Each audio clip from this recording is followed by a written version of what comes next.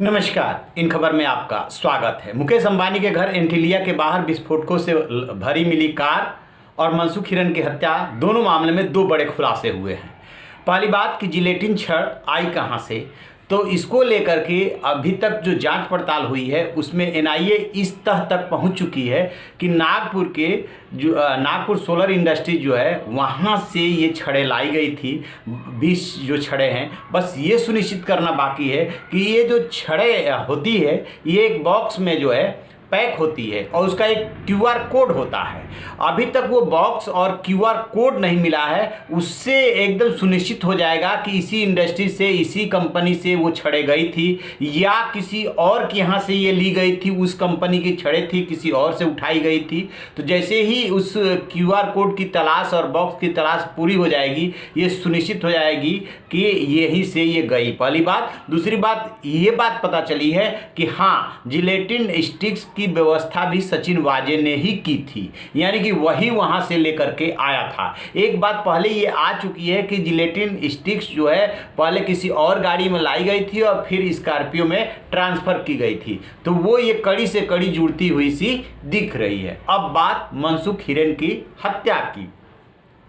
अभी तक एनआईए ने 8 गाड़ियां बरामद की हैं और जिसमें जो अभी ऑडी बरामद हुई है एक दिन पहले जिसको किया है, उसके बारे में ये खबर आ रही है कि उस ऑडी का इस्तेमाल जो है मनसुख हिरेन की हत्या में लास्ट मोमेंट में हुआ है और उसका एक वीडियो सामने आया है। सबसे पहले उस वीडियो को देख लीजिए, फिर इसके बारे में और बात करते हैं।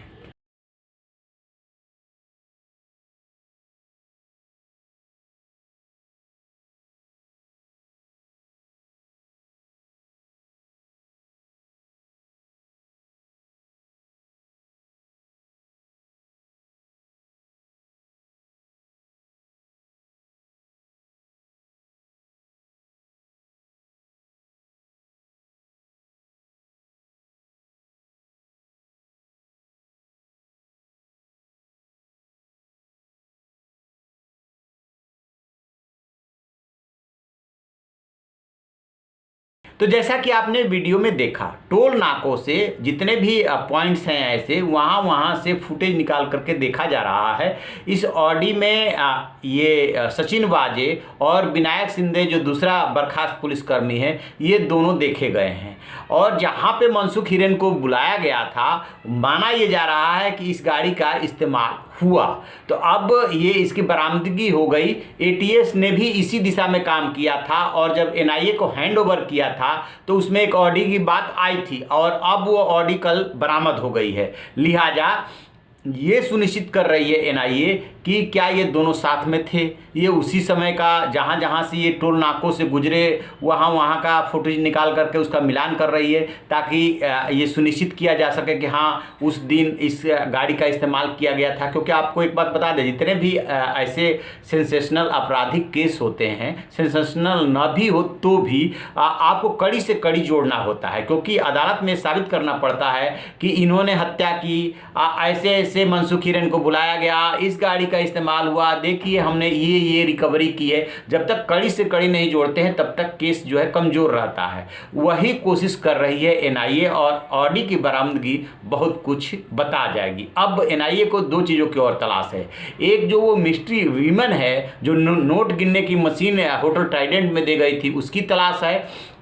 और दूसरी बात ये आ रही है कि फरवरी में, यानी कि 25 फरवरी को तो वहाँ से एंटीलिया के बाहर ये सब गाड़ी रिकवर हुई थी।